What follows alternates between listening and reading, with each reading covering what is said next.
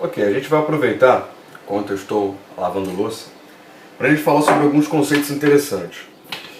Conceitos esses que estão relacionados a Pesach. Estava pensando essa semana o seguinte: Pesach, o que seria Pesach? Pesach, ele é a passagem, o salto, o saltar sobre. E é um conceito muito interessante porque nem todo mundo entende os conceitos de Pesach. Então, antes de a gente falar de Halachá, de Pesach, a gente falar de Mitzvah, de Pesach, vamos entender o que é Korban Pesach. O que seria Korban Pesach? Korban Pesach. Korban significa o quê? Korban vem de Keruv, que é aproximar. Ok, Keruv, aproximar, ok. Tudo bem. Só que Pesach significa o quê? Pesach significa o seguinte. Você imagina um copo, um recipiente, um cli. Ok, aqui está um cli. Eu posso colocar isso aqui dentro do copo, ou eu posso pesar. Pesar é justamente não atingir, passar sobre, pular, saltar, afastar dali com um salto. Ou seja, você salta para o próximo, mas não nesse aqui. É como se fosse um jogo de, sei lá, tabuleiro que você pule duas casas. Esse pule duas casas, ou não atingir essas duas casas, seria o mesmo conceito do Pesach, ok? Vamos lá. Só que fica meio estranha essa frase no português. Korban Pesach. Se Korban é aproximar e Pesach é você, digamos, entre aspas, afastar, não é uma boa palavra para traduzir Pesach. Mas vamos lá. Se Pesach seria pular sobre sem atingir e Korban seria aproximar, o que seria isso? É uma coisa que aproxima a passagem de afastamento. Seria mais ou menos como você carregar com um polo negativo um lugar onde está se aproximando alguma coisa com polo positivo. O que vai acontecer? Eles vão se afastar. Tá bom? Então o que acontece? Eles vão se repelir. Então vamos lá. O conceito de Korban Pesach. Então vamos dentro do contexto também. A gente entendeu que a frase fica meio estranha no português. Mas se a gente for entender o conceito de Korban Pesach, para que serviu o Korban Pesach? Para poder afastar o Malach HaMavet. O que é o Malach HaMavet? Malach HaMavet é o anjo da morte. Uau! Que alguns poskim dizem que ele é o Yetzer Hará, a inclinação ao mal, e também o tinhoso. Também comentam alguns Mefarshim que é o tinhoso, que é o coisa lo aleno, coisa ruim. Então o que acontece?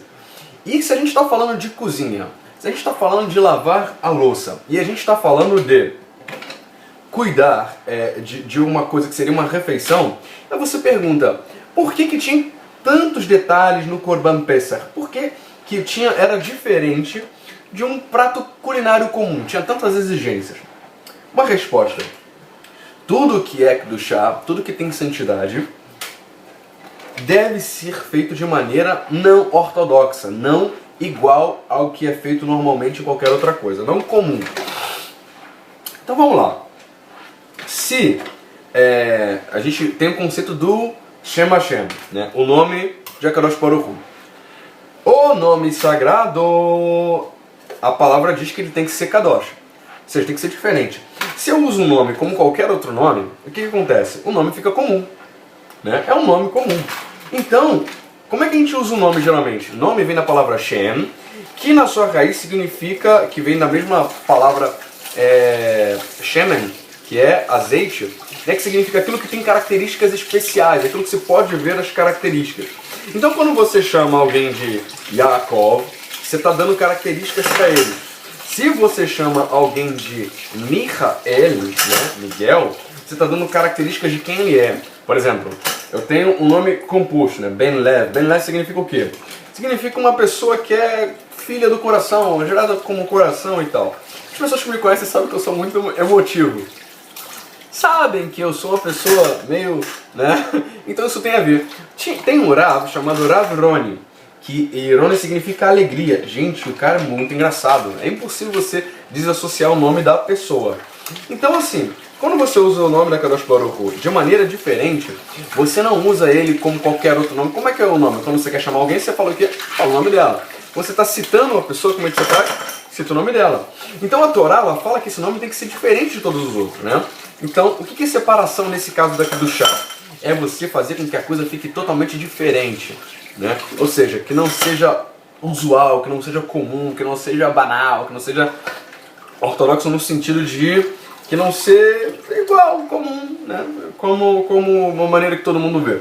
Então vamos lá, a gente já comentou sobre essa questão. Então por isso que o Korban, que no caso, se a gente for falar do jantar, né, de Pesach, é algo diferente, né? Hashem falou que era para ser diferente.